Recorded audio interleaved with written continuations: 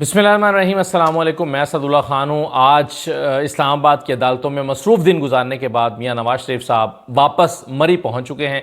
मरी में जो उनका घर है कश्मीर पॉइंट के पास, वहीं पर कल भी वो रहे। आज सुबह वहीं से आए थे और अदालतों से फ़ारिग होने के बाद सरकारी प्रोटोकॉल में, पुलिस के प्रोटोकॉल में दोबारा वो अपने उसी कश्मीर पॉइंट के घर में पहुँच गए हैं और इस वक्त मरी की ठंडी फ़ज़ाओं में गर्मा गर्म बिस्तर में इस्तराहत फरमा रहे हैं नवाज़ शरीफ साहब। अब न जाने कितने दिन वो गुजारते हैं। परसों वैसे अदालत में दोबारा उनको आना है, लेकिन इम्कान इस बात का है कि वो परसों ना आएँ और अपनी हाज़िरी मुआफ़ी की दरख्वास्त इस्लामाबाद हाई कोर्ट में दायर कर दें और कहा जाए कि उनके आने की ज़रूरत नहीं थी और या उनकी तबीयत ठीक नहीं है या वो मसरूफ़ थे या सिक्योरिटी का मसला है। कुछ भी कहा जा सकता है कि वो पेश नहीं हो रहे। और आज जज बशीर साहब की अदालत में, एहतसाब अदालत में तो बाकायदा तौर पर दरख्वास्त दायर की भी गई है, लेकिन जज बशीर साहब ने कहा कि चलें ठीक है, मगर जिस दिन फ़र्द जुर्म आयद होगी उस दिन को उनको आना ही पड़ेगा। अब पता नहीं फ़र्द जुर्म आयद होती भी है या नौबत यहाँ तक नहीं आती। बहरहाल ये जज बशीर साहब ने अपनी मासूम सी ख्वाहिश का इजहार तो किया है कि भाई जिस दिन फ़र्द जुर्म होगी उस दिन तो आपको आना पड़ेगा। देखते हैं अब उसमें क्या होता है। लेकिन बहरहाल नवाज़ शरीफ साहब आज अदालतों को भुगता के वापस मरी पहुँच चुके हैं। दो तीन चीज़ें आज जो दोपहर में हुआ है उसके मैं कुछ वकला से बात कर रहा था और उन्होंने अपनी राय का इजहार बड़ा करते हुए दो अहम नुक्ते बताए हैं और वो मैं आपके साथ शेयर करना चाहता हूँ। पहला नुक्ता तो ये है कि जो बुनियादी तौर पर इस वक्त इस्लामाबाद हाई कोर्ट को जो मामला दरपेश है वो अपीलें बहाल करने का है और बुनियादी दरख्वास्त भी यही आई है आज़म नज़ीर तारड़ साहब की तरफ से कि नवाज़ शरीफ साहब की अपीलें बहाल कर दी जाएँ। अपीलें बहाल करने का मतलब ये होता है कि इन्होंने अपील की थी लेकिन फिर पैरवी नहीं कर सके, अदालत में आ नहीं सके, अदालत में पेश नहीं हुए। तो चूंकि उन्होंने अपील की थी और पेश नहीं हुए थे तो फिर उनको जो है वो अपीलें तो जो है वो उस पर तो समाअत नहीं हुई है। तो अब दरख्वास्त की है कि हमने जो अपीलें की थी उनको बहाल कर दिया जाए, हमारी अपीलें अब सुन ली जाएं।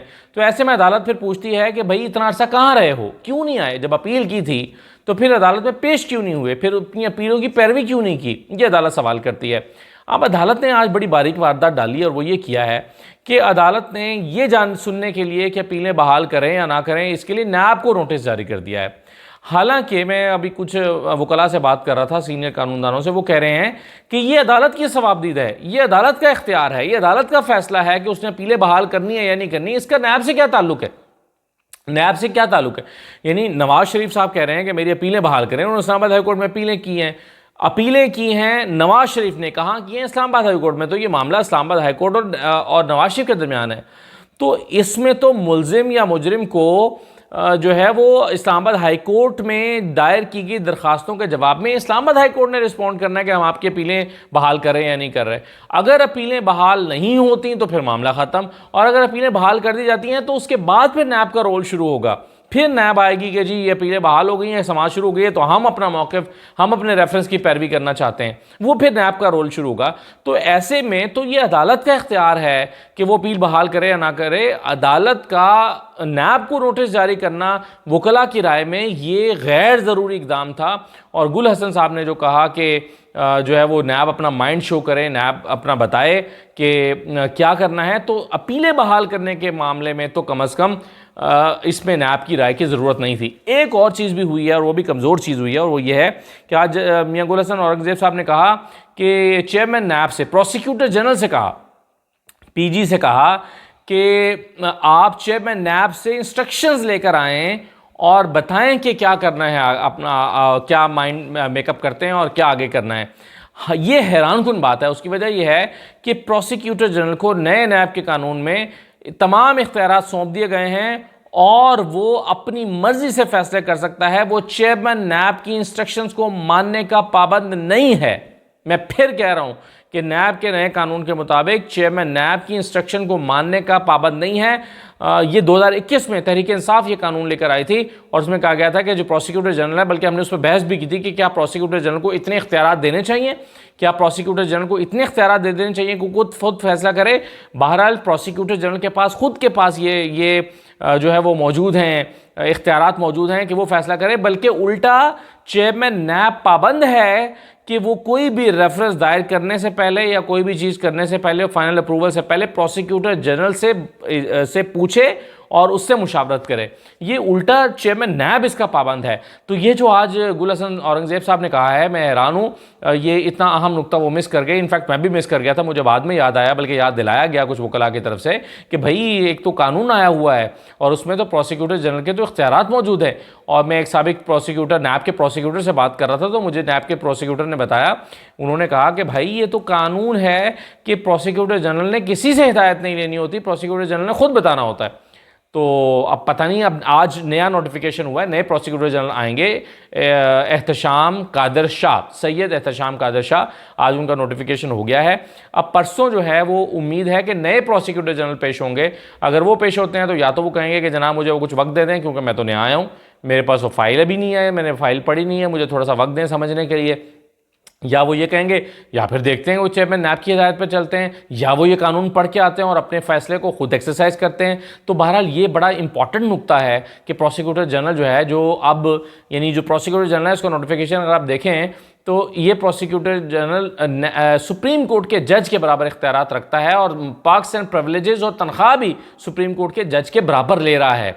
यानी लाखों रुपए में तनख्वाह, शायद 10 लाख रुपए से भी ज़्यादा तनख्वाह होगी प्रोसिक्यूटर जनरल नैब की, जो कि सुप्रीम कोर्ट के जज के बराबर उनका रुतबा और पर्क्स एंड प्रिविलेजेस और सैलरी होगी। तो जो नए प्रोसिक्यूटर जनरल सैयद एहतशाम कादर शाह साहब आए हैं, वो देखते हैं कि परसों की समात में, जुमेरात की समात में वो क्या करते हैं। तो ये दो बड़े इंपॉर्टेंट नुक्ते थे इसमें जो मैं आपके साथ शेयर करना चाहता था, और ये जो दोपहर में हम डिस्कस नहीं कर सके थे।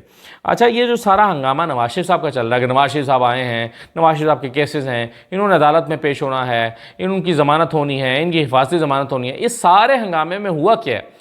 इसमें हुआ ये है कि इसहाक डार साहब की मौज लग गई है। इसहाक डार साहब आमदन से ज़ायद असासों के केस में बरी हो गए। यानी चुप चुपीते होता है ना कि चलो रश लगा हुआ है तो बीच में से निकल जाओ, तो वो इसहाक डार साहब इस तरह से बीच में निकल गए हैं। और इसहाक डार साहब जो बीच में निकले हैं, उसमें बड़ा दिलचस्प बात यह है कि अफजल कुरैशी साहब जो प्रोसिक्यूटर हैं नैब के, उन्होंने पेश होकर कहा है कि जी इसहाक डार पर करप्शन का कोई सबूत नहीं मिला। तो फिर अदालत को चाहिए कि वो बुला के पूछे कि जनाब जिन्होंने उस वक्त ये रेफरेंस बनाया था वो किस चक्कर में बनाया था, क्यों बनाया था, क्यों कौम का टाइम और पैसा और वक्त ज़ाया किया गया, क्यों किया गया। अब फिर माफ़ी मांगनी चाहिए इस इदारे को इसहाक डार से, बल्कि हर्जाना अदा करना चाहिए कि इसहाक डार पर उन्होंने इस तरह उनकी बदनामी की कि आमदन से ज़्यादा असासे हैं उनके पास। इसहाक डार पर आमदन से ज़्यादा असासों का केस कैसे बना दिया। और अब नैब के प्रोसिक्यूटर आकर अदालत में कह रहे हैं कि जी उनके खिलाफ करप्शन का कोई सबूत नहीं मिला। सुबहान अल्लाह। इसहाक डार के बारे में तो भाई यानी वही बात है ना कि नवाज शरीफ साहब का चल रहा है तो इसहाक डार को भी बीच में एक आंख ओझल करके तो ज़रा निकाल दें, तो वो निकल गए हैं। तो ये हुआ है जनाब इसहाक डार साहब के मामले में। अच्छा, एक चीज़ बड़ी इंपॉर्टेंट आज हुई है, चूँकि आज ख़बरों का हंगामा सारा नवाज शरीफ के गिर्द रहा है, आज एक और फैसला हुआ है, और फैसला ये हुआ है कि निगरान वज़ीर आला पंजाब ने 9 मई के तमाम केसेस का जेल ट्रायल करने का फैसला कर दे दिया और मंजूरी दे दी है। निगरान वज़ीर आला पंजाब ने ये फैसला दिया है कि 9 मई के जितने मुल्ज़िमान हैं उन सब का ट्रायल अब जेल में हुआ करेगा।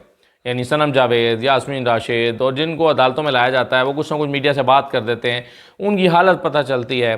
तो अंदाज़ा ये हुआ है मैनेजमेंट को कि भाई वो बेहतर है कि जिसमें आप चुप चुपीते जेल के अंदर ही करते रहें समात, वो बेहतर है बजाय इसके कि आप अदालतों में लेकर आएँ। वो मीडिया से इंटरेक्ट करते हैं, किसी की हालत ख़राब है, कोई बीमार है, कोई चल नहीं ठीक से रहा है, तो उससे फिर बेहतर, या फिर कोई ना कोई मीडिया को मुस्कुराते हुए, सनम जावेद मुस्कुराते हुए ऐसे हाथ हिला देती हैं विक्ट्री का, तो वो भी ठीक नहीं लगता। उससे ऐसा लगता है कि वो हौसले में है। तो इसलिए इनका जो ट्रायल है वो जेल में होना चाहिए। ये फ़ैसला निगरान वज़ीर आला पंजाब साहब ने, मोहसिन नकवी साहब ने आज किया है। तो अब दो ही इसका मतलब है कि इंसाफ के इदारे जगह रह गई हैं। एक इंसाफ की जगह होगी जेल के अंदर जहाँ पे अदालत लगेगी और इंसाफ होगा, और दूसरी इंसाफ की जगह रह गई है जहांगीर तरीन का घर। जैसे आज इन्होंने नंदी अब्बास साहिबा ने और सादिया सुहेल और सुमेरा अहमद ने इन्होंने किया है। ये जहांगीर तरीन यानी ये एब्सकॉन्डर थी, इश्तहारी हैं कानून की नज़र में, और ये सीधा वारिद हुई हैं जहांगीर तरीन के घर। इन्होंने इस्तेकाम पाकिस्तान पार्टी ज्वाइन की है और ये अब इश्तहारी भी नहीं है कानून के की नज़र में, अब ये मफरूर भी नहीं है, ये मुलजिम भी नहीं है, मुजरिम भी नहीं है, 9 मई के वाक़या से इनका कोई ताल्लुक़ भी नहीं है। अब ये जहांगीर तरीन के घर पेश होकर जो है वो इनकी सज़ा माफ़ हो गई है या इनका जुर्म धुल गया है। तो इसीलिए मैंने ये लिखा कि निगरान वज़ीर आला यानी सॉरी ये जो अब मुल्ज़िमान हैं इनका इंसाफ या तो जेल में होगा या फिर जहांगीर तरीन के घर होगा। यही दो मकामात हमें नज़र आ रहे हैं इंसाफ करने के लिए। तो दूसरा इसका पहलू ये है कि मनदीप अब्बास साहिबा और सादिया सोहेल और इन तीनों के पार्टी ज्वाइन करने से कितना फ़र्क पड़ेगा। देखें जो इलेक्टोरल पॉलिटिक्स है उस पर तो कोई फ़र्क नहीं पड़ेगा। उसकी वजह है कि तीनों ये ख़वातीन जो हैं ये मखसूस नशस्तों वाली ख़वातीन हैं, इनकी कोई कॉन्स्टिट्यूंसी नहीं है। अब जाहिर है अगर फ़ारूक हबीब गए हैं तो उसे फ़र्क पड़ेगा पीटीआई को, क्योंकि एक हल्का खाली हो गया तो हल्का में कोई और आएगा। वैसे तो अब हालात ऐसे हो गए हैं कि कोई ABC बंदा, कोई सिक्योरिटी गार्ड भी इमरान खान अपना खड़ा करेंगे तो वोट अब बल्ले को पड़ना है या वोट इमरान खान को पड़ना है। वोट अब फ़ारूक हबीब या उस तरह का नहीं है, लेकिन बहरहाल फिर भी एक हल्का होता है, उसमें काम किया होता है, वो हल्का बना होता है, उस हल्के में वो बंदा जाना पहचाना होता है, फ़र्क तो पड़ता है। उस्मान डार के जाने से फ़र्क पड़ेगा अगर हल्के में नहीं होंगे, तो सदाकत अब्बासी के फ़र्क पड़ेगा। लेकिन इन लोगों के क्या, चूँकि हल्का नहीं है तो हल्कों के हवाले से इन इलेक्टोरल पॉलिटिक्स पर तो कोई फ़र्क नहीं पड़ेगा। हाँ, अलबत्ता ऑप्टिक्स में पता चलता है कि जी तहरीक इंसाफ टूट रही है, तहरीक इंसाफ से लोग निकल के जा रहे हैं, अब इस्तेहकाम पाकिस्तान बड़ी हो रही है, मजबूत हो रही है, टीवी पर बोलने वाली ख़वातीन जो हैं वो अब इसमें नज़र आएंगी, इस्तेहकाम पाकिस्तान पार्टी में डिफेंड करती हुई नज़र आएंगी। उस लिहाज से ये ज़रा इम्पॉर्टेंट ज़रूर है, लेकिन बहरहाल उस तहरीक इंसाफ की जो इंतखाबी सियासत है उस पर इतना ज़्यादा ये फ़र्क नहीं डालेंगे या डैमेज नहीं करेंगे। एक अरशद शरीफ साहब के मामले पर आने से पहले सिर्फ मैं आपको ख़बर देता चलूँ कि 1 नवंबर से गैस जो है वो 193% तक महंगी होने जा रही है। तैयारी कर लें, 193% का मतलब होता है 200%। यानी अगर आप 5,000 का 100% होता है, 5,000 का 100% होगा 10,000, और 5,000 का 200% कितना होगा, 20,000 या 15,000, ये आप कैलकुलेट कर लें। अच्छा जी, देखिए अरशद शरीफ साहब की कल बरसी थी। चंद अल्फाज में अरशद साहब के लिए या उनके इस हवाले से बहुत संजीदगी के साथ, यानी मैं कोई इल्ज़ाम तराशी और सब चीज़ें इनको छोड़ के मैं बहुत संजीदगी के साथ चंद सवाल उठाने के लिए मैंने एक तहरीर आपके सामने अपनी पेश करता हूँ। 3-4 मिनट की तहरीर है, लेकिन इससे कुछ बुनियादी सवाल मैं उठाना चाहता हूँ। देखिए, अपनी मर्ज़ी से सोचने की आज़ादी इंसान का बुनियादी हक़ है, और दूसरे की मर्ज़ी से सोचने की पाबंदी ग़ुलामी की बदतरीन शक्ल। मुआशरा पनप नहीं सकता जब कोई किसी को अपने नुक्ते नज़र से सोचने का पाबंद बना दे। ये हमारा उमूमी रवैया है। दूसरे को महज इसलिए गलत करार दे देते हैं कि उसकी राय हमारी राय से मुख्तलिफ होती है। मुख्तलिफ, यूँ मुख्तलिफ को मुख्तलिफ कहने के बजाय गलत कह दिया जाता है। गलत क्या होता है, गलत की तारीफ़ क्या है, इसके लिए पहले सही का तयन करना पड़ेगा। गलत को सही के मुकाबले पर रख के ही परखा जा सकता है। कमज़ोर मुआशरों में सही का तयन ताकतवर करता है। ताकतवर जिसे सही करार दे वही पैमाना बन जाता है। इस पैमाने पर पूरी ना उतरने वाली चीज़ खुद ब खुद गलत के खाने में चली जाती है। सब कुछ अचानक नहीं हुआ है। पहले मजहबी और मसलकी बुनियादों पर सवाल उठाने पर पाबंदी लगी, सवाल करने और मुख्तलिफ नुक्ता नज़र देने वाले की आज़ादी छीनी गई, उसे काफिर कहकर वाजिबुल कत्ल करार दिया गया। दूसरे फरीक ने भी यही किया। बहस की गुंजाइश न रही, दलील और मंतक अनका हो गई। न तनकीद करने वाले को तमीज़ रही, न तनकीद सहने वाले में हौसला। इस सब की जगह जज्बातियत और हठधर्मी ने ले ली। दूसरे के नुक्ता नज़र पर गौर व फिक्र की गुंजाइश बाकी न रही तो पुरतशद्दुद रवैयों ने जन्म लिया। फ़रीक मुखालिफ का वजूद नफ़रत की अलामत बना दिया गया। इस पर कभी गौर न किया गया कि दूसरे के नुक्ता नज़र से इख्तलाफ होना एक बात है, मगर दूसरे पर अपना नुक्ता नज़र जबरन मुसल्लत करना दूसरी बात। मुआशरे यूं ही तबाह नहीं होते। कौमी मुफाद क्या चीज़ है, ये इंपॉर्टेंट है जो मैं अब कहने वाला हूँ। कौमी मुफाद क्या चीज़ है, इसका तयन कौन करता है, इसका तयन क्या एक ही फ़रीक कर सकता है? क्या कौमी मुफाद का तयन बैक वक्त दो फ़रीक नहीं कर सकते? क्या दो इदारे, शख्सियात या गिरोह अपने अपने ज़ाविये नज़र से मुस्बत अंदाज में अलग अलग नहीं सोच सकते? क्या एक चीज़ पर दो आरा नहीं हो सकती?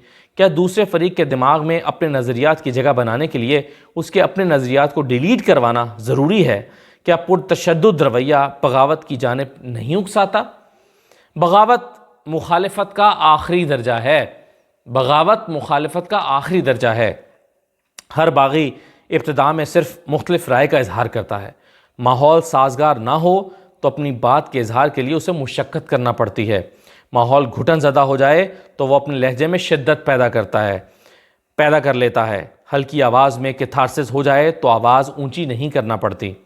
लहजे में शिद्दत पैदा हो जाए तो इंसान बागी कहलाता है, मगर बागी की नफ्सियात का मुताला मशअल राह भी तो हो सकता है। धमकी और ज़ोर ज़बरदस्ती से सिर्फ ज़ुबान खामोश हो सकती है, अलाव नहीं बुझता। सीनों में चिंगारी बन के मौजूद रहता है। साजगार माहौल मुनासिब वक्त का इंतज़ार करता है। इस चिंगारी से मज़ीद अलाव जलते हैं। मुख्तलिफ़ सीनों में वो मुख्तलिफ़ शक्लें अपनाते हैं। कहीं गुस्सा बन जाते हैं, कहीं नफ़रत बन जाते हैं और कहीं किसी तहरीक की बुनियाद। मुहज़्ज़ब माशरों में मुख्तलिफ़ आरा पर बहस होती है। दलील और मंतिक जहाँ सबसे बड़े हथियार होते हैं। जिसके दलील ताकतवर हो वो जीत जाता है। कमज़ोर मुआशरों में दो मुख्तलिफ़ आरा के दरमियान फ़ैसला ताकत करती है। हमारे जैसे मुआशरों में कमज़ोर मुआशरों में दो मुख्तलिफ़ आरा के दरमियान फ़ैसला ताकत करती है। जिसके पास ताकत हो वो धमकाकर जीत जाता है। कमज़ोर जान बचाने के लिए खामोश हो जाता है। खामोश ना हो तो खामोश कर दिया जाता है। रियासत कवानीन के तहत चलाई जाती है।